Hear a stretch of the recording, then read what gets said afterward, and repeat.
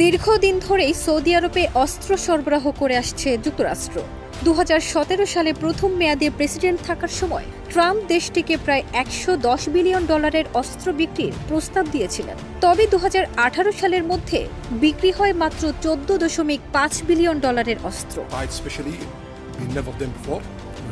এবার পুনরায় সৌদি আরবকে $10,000 কোটি বেশি মূল্যের বিশাল অস্ত্রের চালান দেওয়ার প্রস্তুতি নিচ্ছে যুক্তরাষ্ট্র।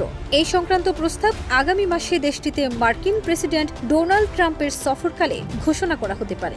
বার্তা সংস্থা রয়টার্স এমন তথ্যই জানিয়েছে। সৌদি আরবের ভিন্ন মতাবলম্বী সাংবাদিক জামাল খাশোগি হত্যার জেরে দেশটিতে অস্ত্র সরবরাহ নিয়ে প্রশ্ন তুলতে শুরু করে মার্কিন কংগ্রেস। এর ধারাবাহিকতায় 2021 সালে বাইডেন প্রশাসনের অধীন কংগ্রেস দেশটিতে আক্রমণাত্মক অস্ত্র বিক্রিতে নিষেধাজ্ঞা আরোপ করে। তখন রিয়াদের সঙ্গে ওয়াশিংটন একটি প্রতিরক্ষা চুক্তি সইয়ের চেষ্টা করে ব্যর্থ হয়েছিলেন। তাই ট্রাম্প প্রশাসন সৌদি আরবের জন্য এই প্যাকেজের প্রস্তাব দিতে যাচ্ছে। যুক্তরাষ্ট্রের অন্তরঙ্গ বন্ধু ইসরায়েলের সঙ্গে দেশটির সম্পর্ক স্বাভাবিক করার লক্ষ্যে সুদূর প্রসারী এক সমঝোতার অংশ হিসেবে চুক্তি সইয়ের এই চেষ্টা চালিয়েছিল বাইডেন প্রশাসন।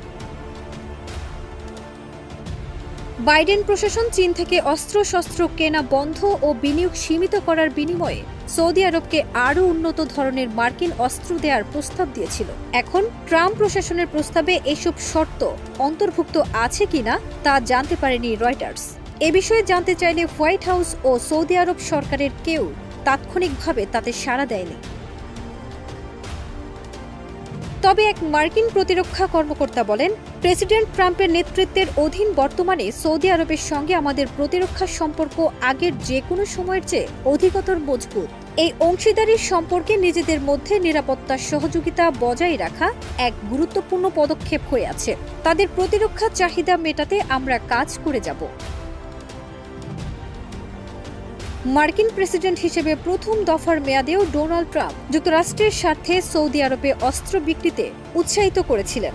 যুক্তরাষ্ট্রের আইন অনুযায়ী আন্তর্জাতিক পর্যায়ে গুরুত্বপূর্ণ কোনো অস্ত্র চুক্তি চূড়ান্ত করার আগে অবশ্যই কংগ্রেস সদস্যদের মাধ্যমে তা পর্যালোচনা করতে হবে।